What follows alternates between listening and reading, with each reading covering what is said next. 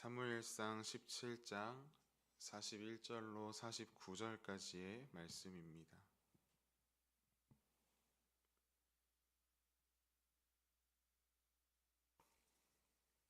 저와 여러분이 한 절씩 교독하겠습니다.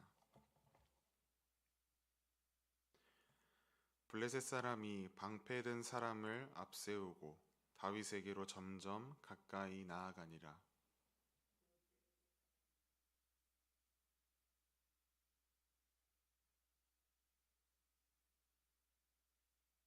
블레셋 사람이 다윗에게 이르되 내가 나를 개로 여기고 막대기를 가지고 내게 나와왔느냐 하고 그의 신들의 이름으로 다윗을 저주하고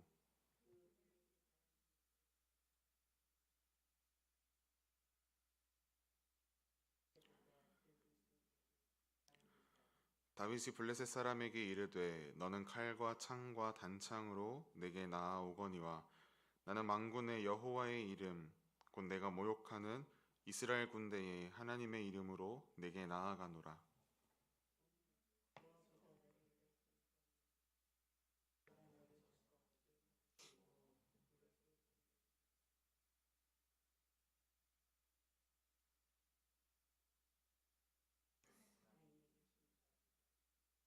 또 여호와의 구원하심이 칼과 창에 있지 아니함을 이 무리에게 알게 하리라. 전쟁은 여호와께 속한 것인즉 그가 너희를 우리 손에 넘기시리라.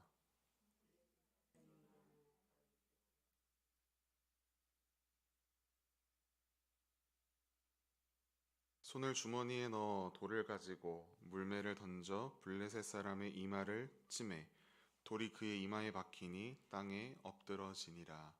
아멘. 최고의 무기라는 제목으로 말씀을 나누겠습니다. 전쟁에 있어서 중요한 요소 중 하나는 바로 무기입니다. 아무리 군사가 많더라도 무기가 없으면 소용이 없고 군사의 수가 적더라도 무기의 성능이 좋으면 좋은 결과를 기대해 볼 만합니다. 우리나라에 좋은 무기가 있습니다. K9이라고 하는 대포입니다. 우리나라의 기술로 만들었다고 해서 누군가는 얕볼 수 있지만 그 무기가 세계에서 1, 2위를 엎치락뒤치락 하는 탱크 모델이라고 합니다. 우리나라뿐만 아니라 최근에 다른 유럽 국가들에서도 우리나라 무기를 구매하면서 이것이 진정 쓸만한 무기다라는 것을 인정받았습니다. 그런데 오늘 본문에서도 아주 쓸만해 보이는 무기가 등장합니다. 그것은 바로 블레셋의 장수인 골리앗입니다. 그는 어려서부터 용사였던 자였습니다. 오랜 세월 전쟁의 경험이 있는 베테랑 장수입니다.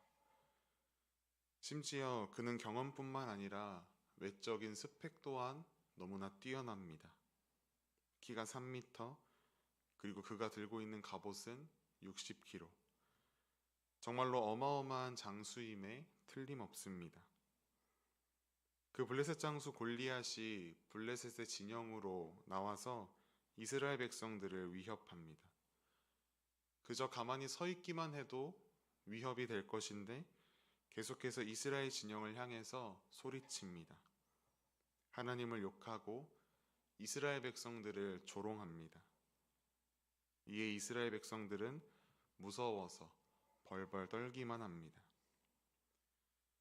그런 백성들 중에 한 사람이 블레셋 장수 골리앗과 싸우겠다고 나갑니다.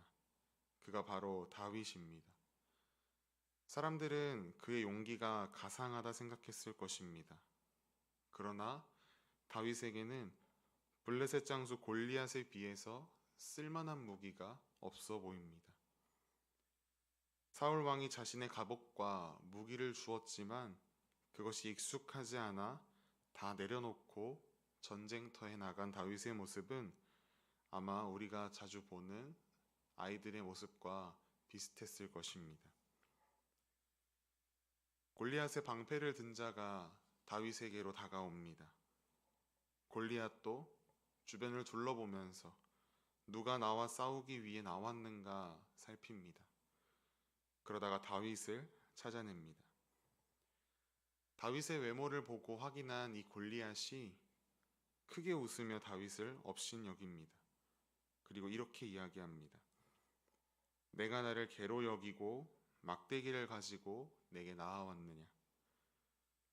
이어서 자신의 신의 이름으로 다윗을 저주합니다. 또한 다윗을 잡아 죽여서 새들과 들짐승의 먹이가 되게 하겠다는 실로 무서운 이야기들을 소리칩니다. 전혀 대등한 싸움이 될 것 같지 않은 대결 구도입니다. 누가 봐도 한쪽이 힘없이 당하기만 할 것처럼 보입니다. 그런데 그 결과는 정반대였습니다. 겉으로 보기에 힘없이 당하고 무참히 패할 것만 같았던 다윗이 가장 큰 장수 골리앗을 멋지게 때려 눕힙니다. 이것이 어떻게 된 일이었을까요? 그 해답은 골리앗의 치욕스러운 말들을 들은 뒤에 다윗이 하는 말을 보면 알 수 있습니다. 오늘 본문 45절의 말씀입니다. 제가 읽어드리겠습니다. 다윗이 블레셋 사람에게 이르되 너는 칼과 단창으로 내게 나아오거니와 나는 만군의 여호와의 이름 곧 내가 모욕하는 이스라엘 군대의 하나님의 이름으로 내게 나아가노라. 보잘것없어 보였던 다윗, 그가 골리앗을 때려 눕힐 수 있었던 이유는 바로 여호와 하나님을 의지하는 그의 믿음 때문이었습니다. 다윗은 어제의 본문에서도 고백합니다. 자신이 아버지의 양떼를 지킬 때에 사자나 곰이 위협해서 자신이 양을 지키려고 그 사자와 곰에게 덤볐을 때에 그때마다 하나님께서 나를 도우셨고 지키셨고 이기게 하셨다. 오늘 저 골리앗의 손에서도 그 하나님께서 나를 지키실 것이다. 또한 오늘 본문 속에서도 다윗은 계속해서 여호와 하나님의 이름을 언급합니다. 하나님의 이름으로 내가 나아가노라. 오늘 여호와께서 너를 나의 손에 넘기셨다. 여호와의 구원하심이 칼과 창에 있지 아니하다. 전쟁은 여호와께 속한 것이다. 다윗은 계속해서 하나님을 향한 믿음을 선포합니다. 그렇게 하나님을 의지한 다윗은 말도 안 되는 싸움 가운데 승리하였습니다. 하나님께서 그러한 다윗을 통해 승리하게 하셨습니다. 블레셋 사람들은 생각했을 것입니다. 자기의 나라 장수인 골리앗이 최고의 무기라고. 이스라엘 너네는 이런 장수 없지라고 하면서 어깨가 으쓱했을 것입니다. 그것 하나 믿고 떵떵거리며 팔짱 끼고 전쟁을 지켜보았을 것입니다. 골리앗을 바라보며 바짝 쫄아있던 이스라엘 백성들은 어떤 생각을 했을까요? 우리에게는 왜 골리앗 같은 장수가 없을까? 우리에게도 골리앗 같은 장수가 있었으면 너무 좋았을 텐데 라고 하며 블레셋의 상황을 부러워했을 것입니다. 그러나 오늘 성경은 우리에게 분명하게 이야기합니다. 하나님을 믿는 사람이 이 세상 속에서 승리할 수 있는 단 하나의 비결, 그 최고의 무기가 무엇인지를 분명하게 말합니다. 바로 우리가 믿고 의지하는 여호와 하나님입니다. 그분의 이름만이 이 세상 가운데 우리가 지닐 수 있는 최고의 무기이자 우리가 지녀야 하는 유일한 무기입니다. 그런데 어떻습니까, 여러분? 여러분은 이 무기를 자주 사용하고 계십니까? 블레셋 사람들처럼 세상의 힘을 의지하거나 혹은 나에게 없는 세상의 힘, 돈, 권력 등을 부러워하고만 있지는 않으십니까? 아무리 좋은 권력, 세상이 가져다 준다 해도 하나님의 이름보다 못합니다. 그 무엇을 가져다 준다 해도 우리 하나님보다 강하지 않습니다. 무엇을 의지하시겠습니까? 어떤 무기를 가지고 이 영적 전쟁터인 세상 속으로 나아가시겠습니까? 한 손엔 세상의 것, 또 한 손엔 하나님을 붙들겠습니다. 라는 것은 불가능합니다. 한쪽을 반드시 선택해야 합니다.